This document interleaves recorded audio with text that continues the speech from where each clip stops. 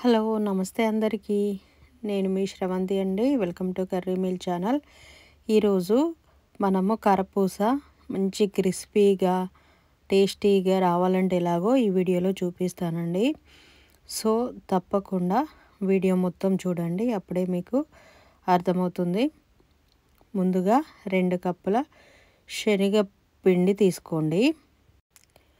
1 cup బియ్యం పిండి తీసుకోండి. ఒక 5 లేక 6 వెల్లుల్లిపాయలు తీసుకొని 1 టీ స్పూన్ జీలకర్ర వేసుకోండి. ఒక మిక్సీ జార్లో కొన్ని వాటర్ యాడ్ చేసుకొని ఇలా గ్రైండ్ చేసుకోండి. ఇప్పుడు మనం తీసుకున్న పిండిలో 1 టేబుల్ స్పూన్ కారం వేసుకోండి. 1 టీ స్పూన్ మీద కొంచెం సాల్ట్ వేసుకున్నాను నేను. సో మీరైతే రుచిని బట్టి వేసుకోండి. కొంచెం ఓమా పౌడర్ చేసుకొని వేసుకోండి చిటికెడు. కొంచెం పసుపు వేసుకోండి. పసుపు వేసుకుంటే మంచి కలర్ వస్తాయి కారపూసలు. ఇప్పుడు మనం పట్టి పెట్టుకున్న జీలకర్ర వెల్లుల్లి పేస్ట్ వాటర్ ఉన్నాయి కదా, ఆ వాటర్ని ఇలా జల్లించుకోవాలి. లేదంటే మురుకుల గొట్టంలో మురుకులు అనేవి సరిగా రావు. ఇలా వడగట్టుకుంటే మంచిగా వస్తాయి మురుకులు, లేకపోతే మిడిల్లో తట్టుకుంటుంది.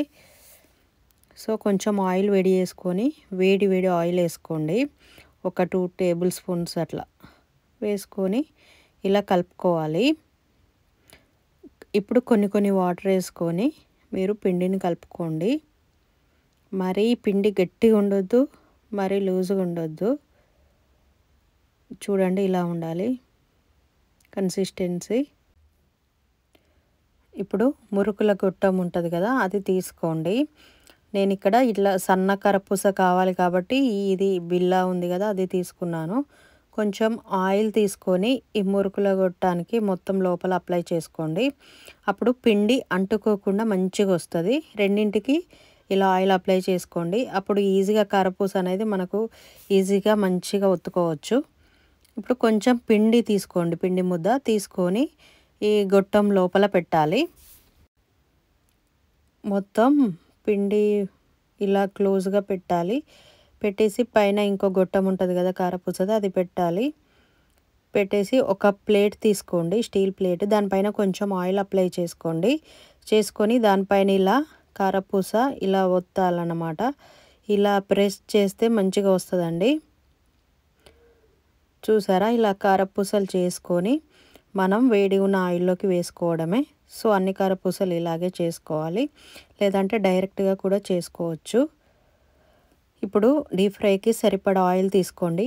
ఆయిల్ వేడైందో లేదో ఒకసారి చెక్ చేసుకుందాము. కొంచెం పిండి వేసుకోండి. అది వెంటనే పైకి వస్తే ఆయిల్ మంచిగా వేగినట్టు. ఇప్పుడు ఆయిల్ వేడైన తర్వాత ఇలా డైరెక్ట్గా కూడా మన మురుకులు అనేటివి ఒత్తుకోవచ్చు.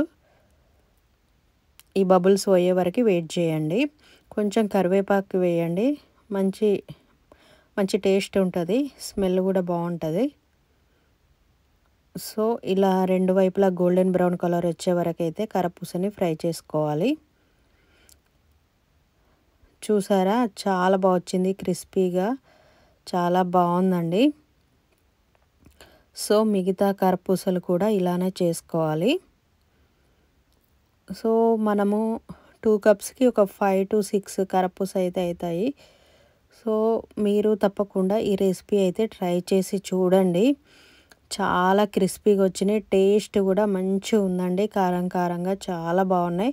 మీకు ఈ వీడియో నచ్చినట్లయితే మన ఛానల్ని అయితే సబ్స్క్రైబ్ చేసుకోండి, ఒక లైక్ చేయండి. Thanks for watching.